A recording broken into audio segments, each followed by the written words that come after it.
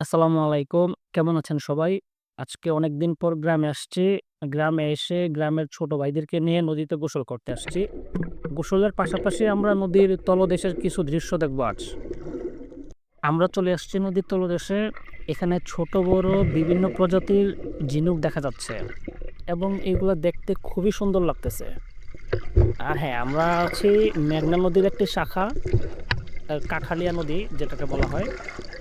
নদীর তলদেশে এই ছোট, ছোট ঘাসগুলা দেখতে খুবই সুন্দর লাগতেছিল।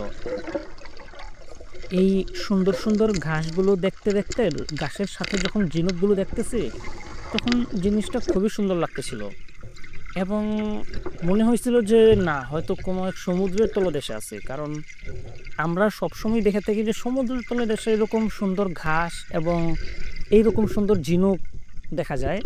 কিন্তু আজকে যখন দেখলাম আমাদের নদীতেও এরকম সুন্দর ঘাস এবং ঝিনুক দেখা যাচ্ছে, তখন মনে হইল যে না, এই দৃশ্যটা ক্যামেরাবন্দি করি। আর হ্যাঁ, আমাদের এই নদীতে কিন্তু শুধু ঝিনুক আর ঘাসই নাই, আমাদের এই নদীতে প্রচুর পরিমাণে বিভিন্ন প্রজাতির মাছ পাওয়া যায়। যদিও আমি একটা মাছ পাইছি, আপনারা ভিডিওর মাঝখানে দেখতে পাবেন আমার হাতে একটা মাছ আছে। আমাদের এই নদীতে প্রচুর মাছ পাওয়া যায়। আর আমাদের এই এলাকা না, আমাদের এলাকা থেকে মাছ ঢাকাতেও রপ্তানি হয়।